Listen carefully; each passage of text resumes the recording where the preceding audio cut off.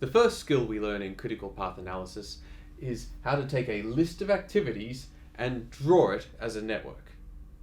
We do this because it's much easier to reason about the network as opposed to reasoning about this list. Let's just go over the activities we have here. I've broken down a typical morning routine into a list of 4 activities. Activity A, putting on socks. I've made up a little duration here, and there are no prerequisites for putting on your socks in the morning. Activity B, putting on pants. Takes 3 minutes, again this is hypothetical, and there are no prerequisites for putting on your pants. Activity C, putting on shoes.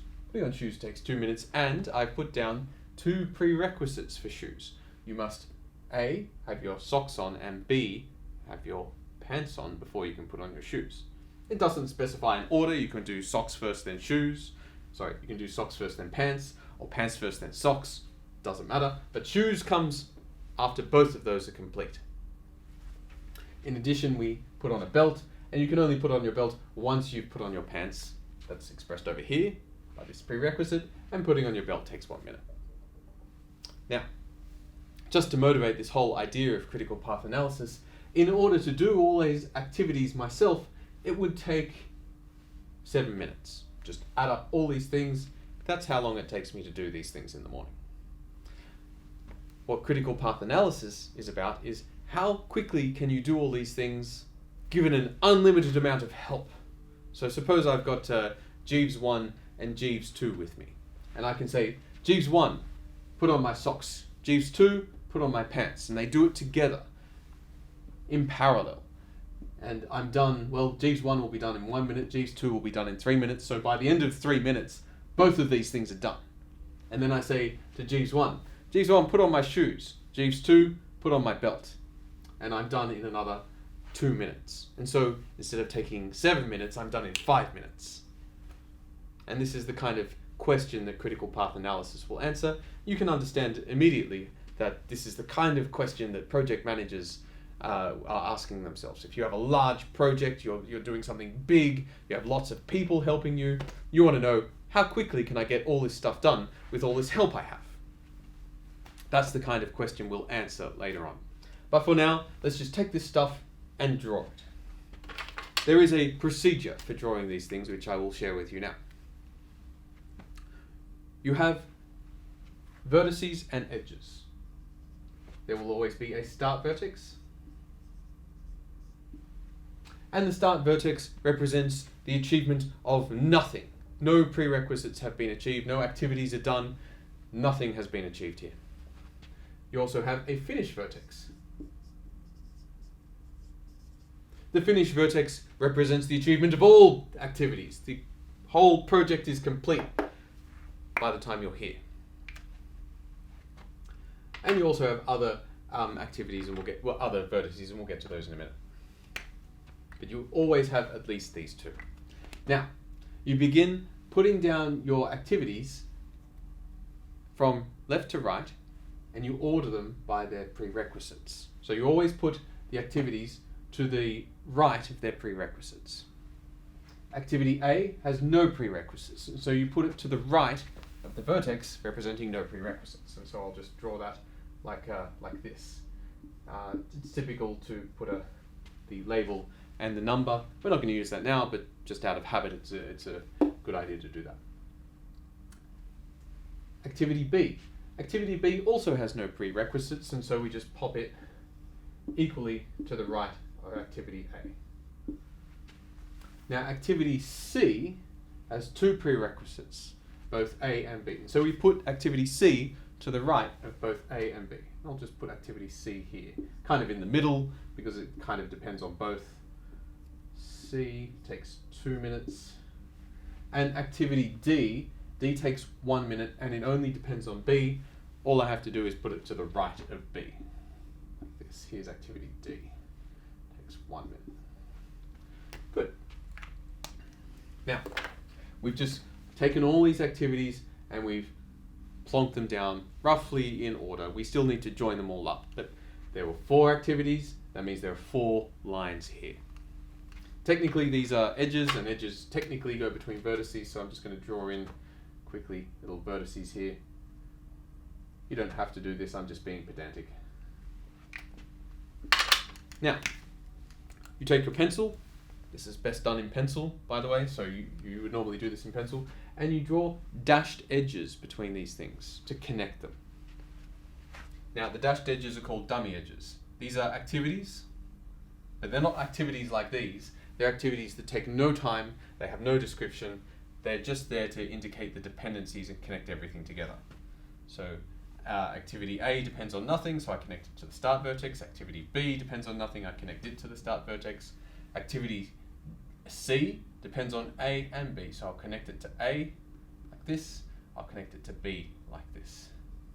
Activity D depends on activity B, so I'm going to connect it like this. And the finish vertex is really here to collect all those activities that aren't dependent on for anything else. So nothing depends on C, nothing depends on D. You can see that those things do not occur in the list of prerequisites. And so in that case, you just connect them to the finish vertex. The finish vertex catches those activities. Good. Technically, drawing represents all the activities we have on our list, but it's got a lot of extra edges in it. You simplify the edges by coloring them in.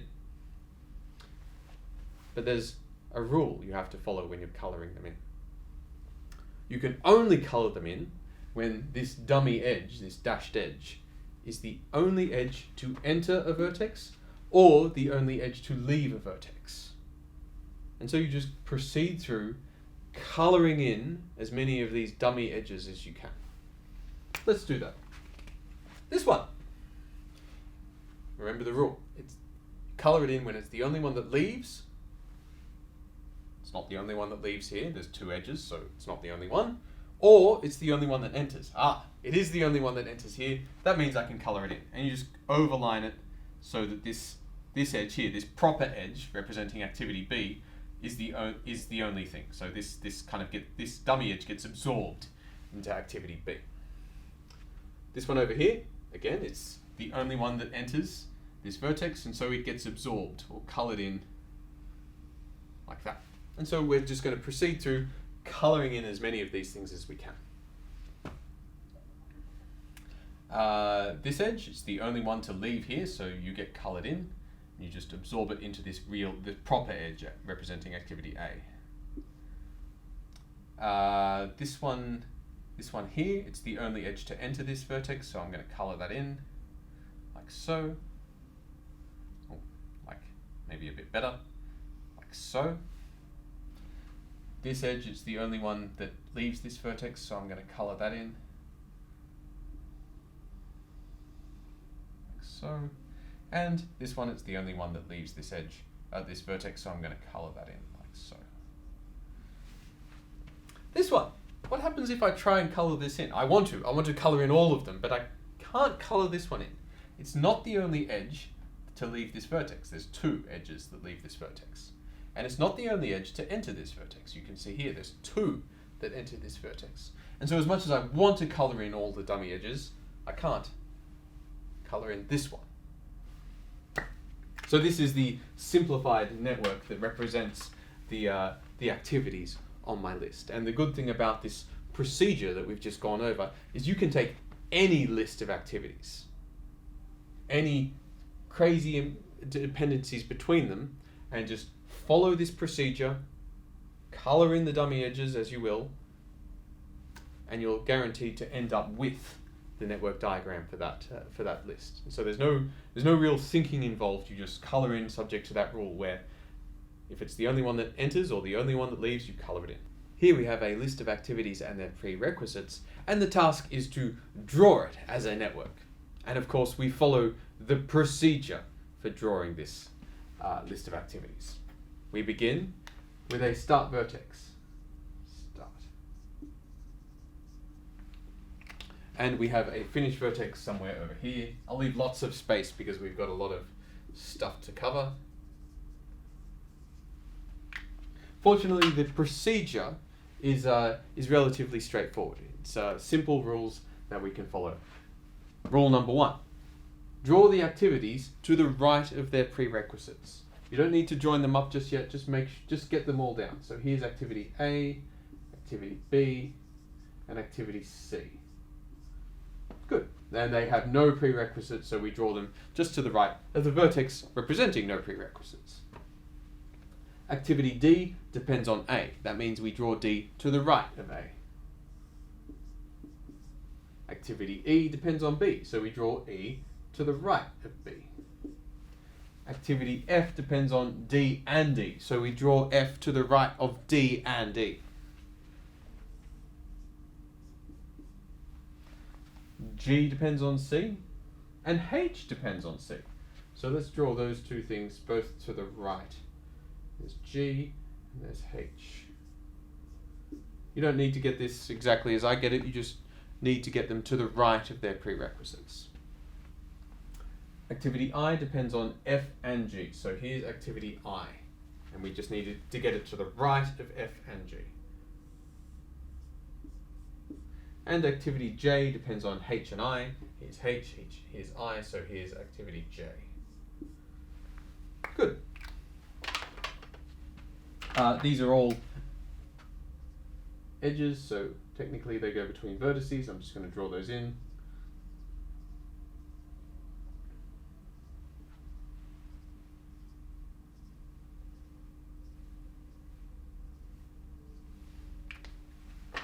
And now you get out your dashed pencil and you connect everything to its prerequisites. A, B, and C have no prerequisites, so they're all connected to the vertex representing no prerequisites, the start vertex. This one and this one. H goes there, because G and H depend on C. There, there.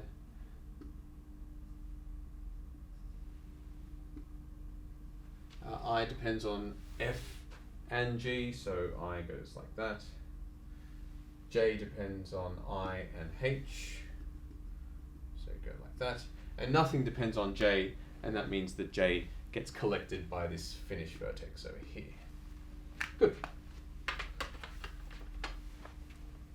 The final step in this procedure is to eliminate as many of the dummy edges as you can. And you do so by colouring them in. So, remember the rule for colouring them in. You may colour in the dummy edge when it's the only edge that enters the vertex or the only edge that leaves the vertex. So, we can start colouring things in, and this just makes those real edges representing activities a bit longer. This one here, it's the only thing that enters this vertex, so we can colour that in, and I'll just do that. Like so. It's much easier if you just if you have a pencil, just write over it in pencil. This one here is the only edge that enters there, so I'm just going to make that edge representing activity B just that bit longer. And similarly down here, it's the only edge that enters this activity C, so I'm just going to make that a bit longer. Just colour it in for those of you doing it, following along at home. This one here, this edge is the only edge that enters and it's the only edge that leaves. You can choose to make A longer or make D longer, it doesn't matter. I might make D longer just to save myself the trouble of rubbing off the arrow. There we go. This one, it's the only edge that leaves here and the only one that enters here. You know what, this time I might make B a bit longer. Doesn't really matter which way you do it. Here, it's the only edge that enters G. It's not the only one that leaves here, but it is the only one that enters here. So I'm going to colour that in, or just extend G. This one here, it's the only one that enters H, so I'm just going to make H a bit longer. Here, it's not the only one that enters F, but it is the only one that leaves D. So D, you can be a bit longer. This, just colour over it. E can be extended. G, it's not the only one that enters, but it is the only one that leaves, so it can be made longer. F can be made longer, it's the only one that leaves. H, it can be made longer, it's the only one that leaves there. I don't even need to look what's happening up here. I know just by looking there that it can be made longer. I, it can be made longer. Just colour all these things in. and J, that can be made longer as well.